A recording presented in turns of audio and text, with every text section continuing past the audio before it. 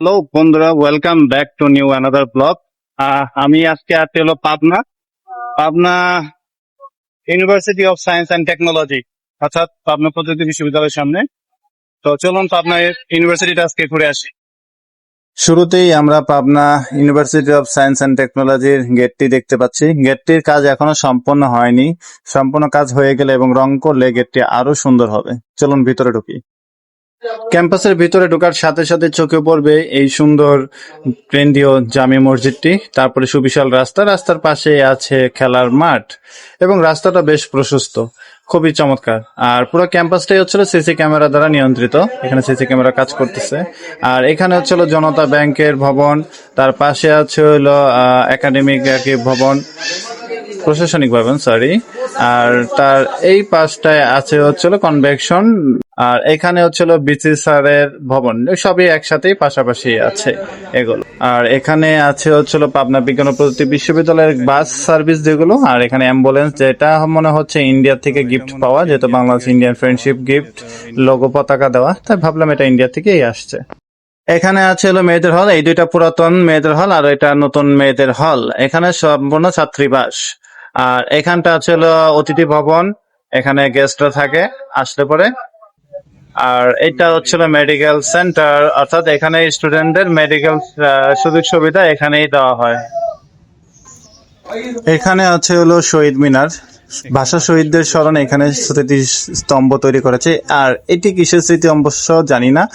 আর এর পাশে আছে এই দেওয়ালে এত সুন্দর করে কারুকার্য করা হয়েছে। এখানে যে দেওয়ালগুলোতে যে মানে ভাস্কর্যগুলো লাগানো হয়েছে, এটা কেন, কিসের প্রতীক, সবাই জানলে আমাকে কমেন্টস করে জানাবেন। আর এটা হচ্ছিল কেন্দ্রীয় গ্রন্থাগার। আর এই গ্রন্থাগারের ভিতরে এই ছোট্ট গাড়িটি আমার খুব আকর্ষণীয় মনে হচ্ছে, দেখতে কি বেশ ভালো লাগছে। আর এই গ্রন্থাগারের ভিতরেও একটা অটো মেশিন আছে বই সার্চ করার জন্য।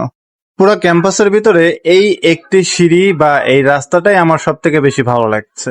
পুরো ফ্লাইওভারের মতো এই রাস্তা দিয়ে মূলত অডিটোরিয়াম এবং এই রকম একাডেমিক ভবনগুলোতে যাওয়ার জন্য সুবিশাল ব্যবস্থা করা হয়েছে। এবং রাতের আলোতে এটাখানে জোস লাগবে, কারণ এখানে যে ল্যাম্পপোস্ট গুলা মানে লাগানো হয়েছে, এগুলো যখন রাত্রের বেলা জ্বলে উঠবে তখন সুন্দর লাগবে। আর এটা হচ্ছিল অডিটোরিয়াম, খুব আধুনিক একটা অডিটোরিয়াম করা হয়েছে এখানে। আর এইখান দিয়েই হচ্ছিল ওই সব একাডেমিক ভবনগুলোতে যাওয়া হয় এবং এই জায়গাটি খুবই চমৎকার, খুবই। পাবনা ইউনিভার্সিটির এই জায়গাটা আমার সব থেকে পছন্দের। এই জায়গাটা দারুণ। এখান দিয়ে হচ্ছিল সব একাডেমিক ভবনে যাওয়ার আর কি উপর দিয়ে ফ্লাইওভারের মতো ব্যবস্থা রাখা আছে। এটা খুবই চমৎকার। আর যাই হোক, আজকে হচ্ছে হলো আমার পুরা এই ট্রিপের বা পাবনা কুষ্টিয়ার আমার সফর সঙ্গী হচ্ছিল যে রাসেল বস। তো বস আছে আমার সাথে, তো আমরা ঘুরতেছি এখন আপাতত একসাথে। আস্তে আস্তে খুব লেট হয়ে গেল, দেখি সামনে কি আছে। 5 জুন 2008 সালে এই বিশ্ববিদ্যালয় চালু হয় এবং 2009 সাল থেকে স্নাতকোত্তর প্রোগ্রাম চালু হয়। বর্তমানে 5,000 স্টুডেন্ট এখানে আছে। 30 একর জমির উপর নির্মিত এই বিশ্ববিদ্যালয় সুসজ্জিত এবং সাজানো গোছানো, রয়েছে আবাসিক ব্যবস্থাও এবং এখানে রয়েছে শিক্ষার্থীদের ক্যাফেটেরিয়া খাবারের জন্য।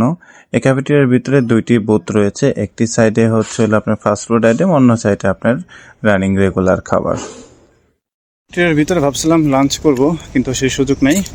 এখনো ক্যাফেটেরিয়া ঈদের ছুটির পরে ওইভাবে রান হয়নি, তো এটা কিনলাম ড্রিঙ্কোটা খেয়ে দেখি কেমন লাগে। এটা হচ্ছিল ক্যাফেটেরিয়ার ঠিক পিছনে লেকের পাশ। জোস একটা ভিউ এখানে, দারুণ। এখানে মাছ ধরতেছে একজন, ওই যে বসে মাছ ধরতেছে, কিন্তু এটা সুন্দর। আর এই পাশে হলো কাপল 2জন বসে আছে, ওইটা কাপল। আর এই ভিউটা দারুণ লাগতেছে, খুব সুন্দর।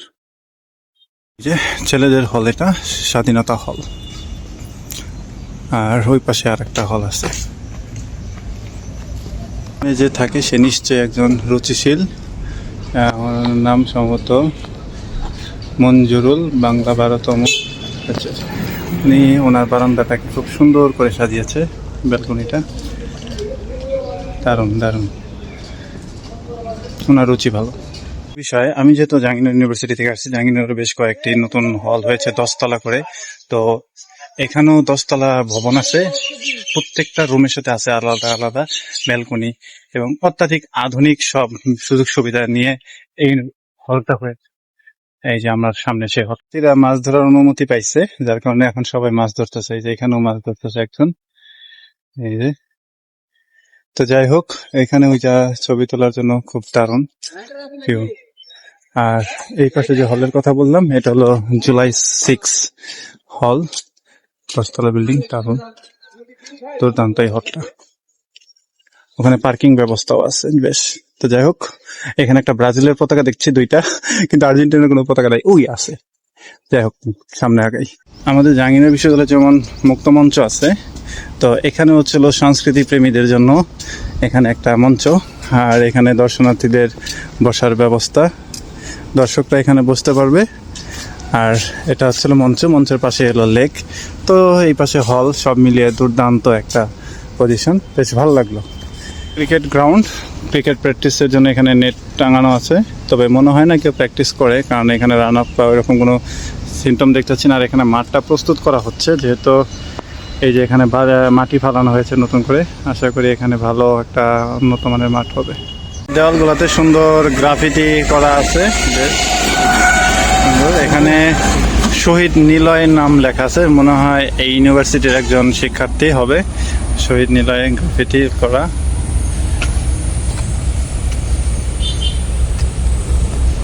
আপাতত পাবনা ইউনিভার্সিটি থেকে বেরিয়ে যাচ্ছি আমাদের নেক্সট গন্তব্য শহরের দিকে। ওখানে যা এক এক করে অন্য কিছু দেখার চেষ্টা করবো। তো আপাতত এখান থেকে বেরিয়ে যাচ্ছি, টাটা, বাই বাই।